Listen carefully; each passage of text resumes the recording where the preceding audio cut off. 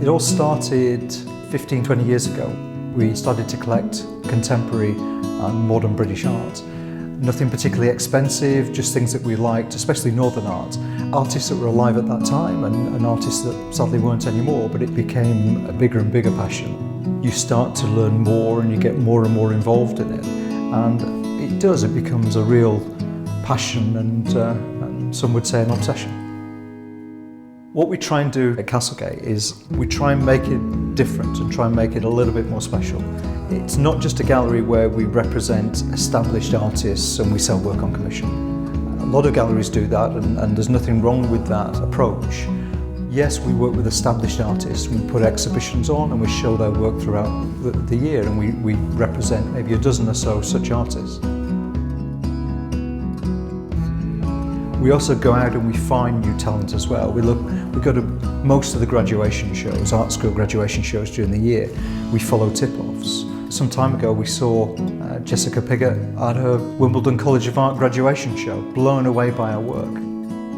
The same with Alex Hayne, who we've exhibited along with her. We found him at his dusty studio in Selkirk.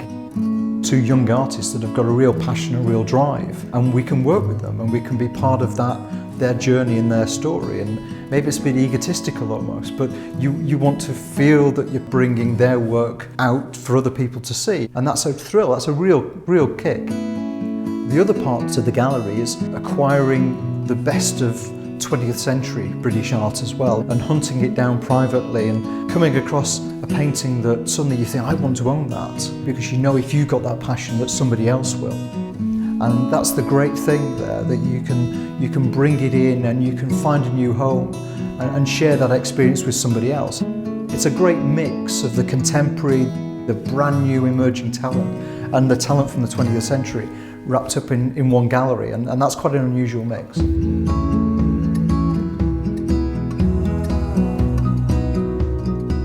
Planning an exhibition, it's like planning some large-scale military manoeuvre. So much goes into it, from weeks and weeks, in fact months and months in advance.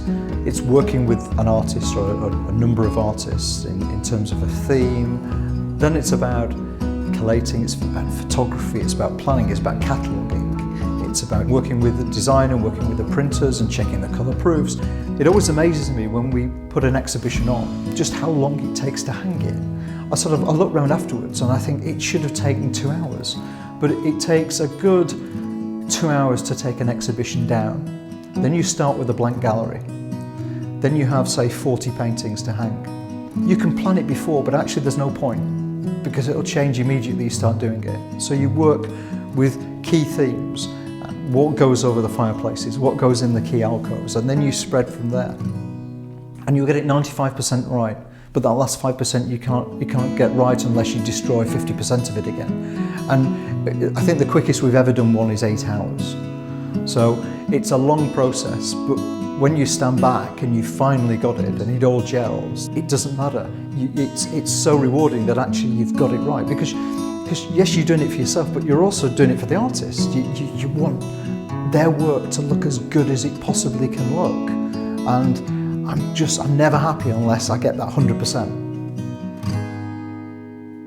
We're conscious that we need to make things accessible across a whole range of pockets, and therefore we start with new talent. For instance, we start at the low hundreds, and we're very passionate about studio ceramics, and that's an affordable way to acquire something that's genuinely beautiful. And yes, we go all the way through to very expensive items, especially in the 20th century collector bracket. But what we try and do is make things as accessible to people as possible. One of the great ways of doing that is the Arts Council Own Art Scheme, where people can spread the cost of ceramics, sculpture, painting, whatever it may be, over a 10-month period of time, and take the work away with them there and then. It's really interesting. A lot of people say, oh, when you find a painting like that and you bring it into the gallery and you love it so much, how can you let it go?